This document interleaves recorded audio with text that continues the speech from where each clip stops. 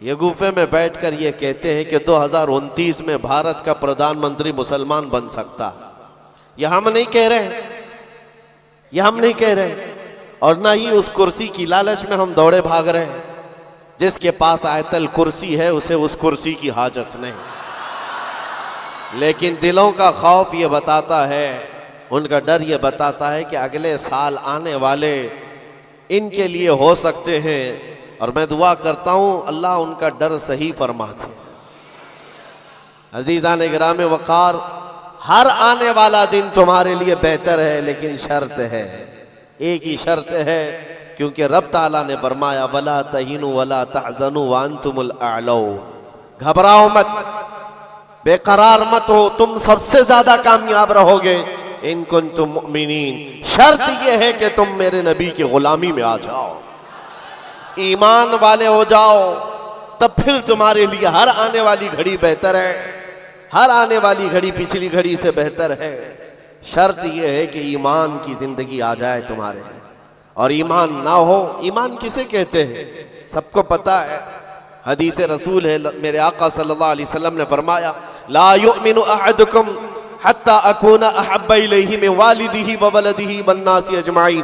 तुम में से उस वक्त तक कोई मोमिन नहीं हो सकता कामिल जब तक कि वो अपने माँ बाप, औलाद और सारी दुनिया से ज्यादा मुझसे मोहब्बत ना करे।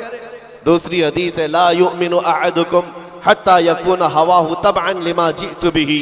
हुजूर पाक सल्लल्लाहु अलैहि वसल्लम फरमाते हैं तुम में से उस वक्त तक कोई कामिल मोमिन नहीं हो सकता जब तक कि वो अपनी ख्वाहिशात को मेरी मर्जी के मुताबिक ना बनाए। हुजूर की मर्जी के मुताबिक जब तक तुम अपनी ख्वाहिशात नहीं बनाओगे मोमिन नहीं हो सकते, और मोमिन कामिल नहीं होगे तो फिर मदद भी नहीं है।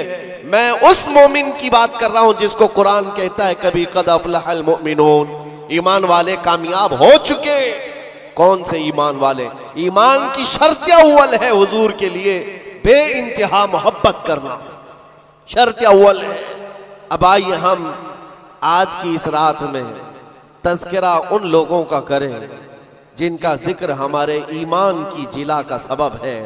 वो दीवान गाने इश्क रसूल जिन्होंने अपनी जिंदगियां हुजूर के कदमों में निछावर कर दी। मैंने आज ये सोचा कि उनकी बारगाहों में खिराज अकीदत पेश करते हुए जवानों के लिए मिसाल रखो। आज के नौजवान आइडियल किसको समझेंगे?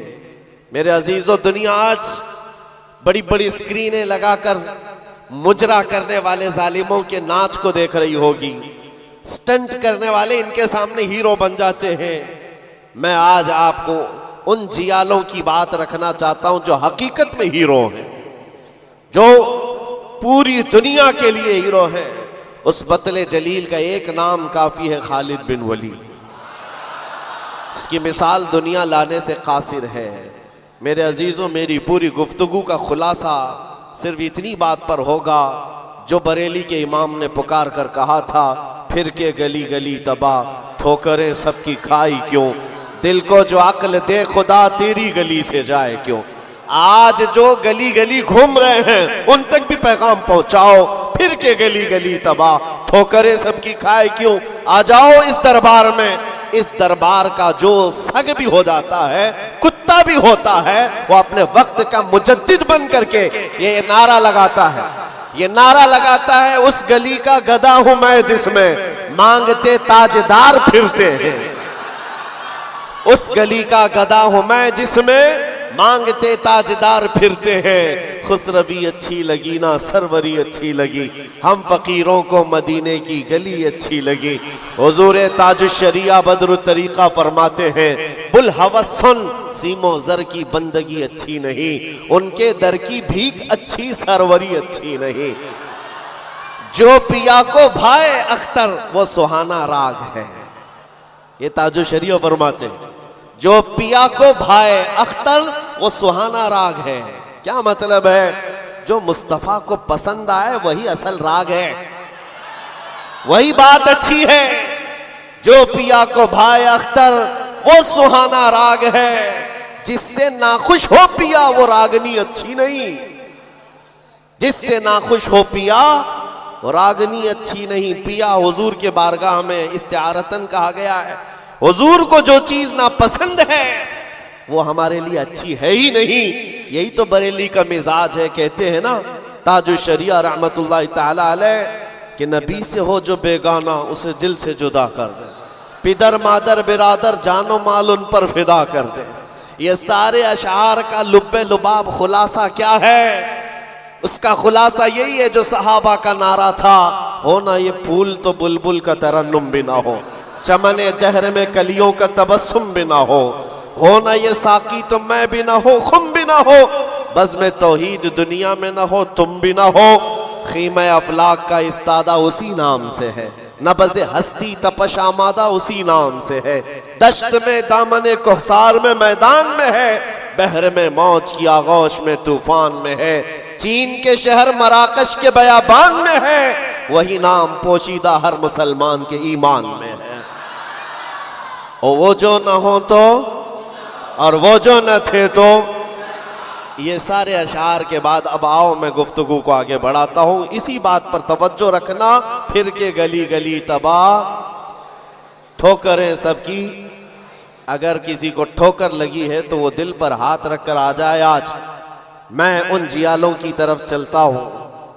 यमन का एक कबीला बनु असद एक कबीला है जिसमें रहने वाले एक शख्स है हारिसा, और उनकी बीवी, छोटा सा एक कुंबा, छोटा सा एक खानदान, 3 बच्चे थे।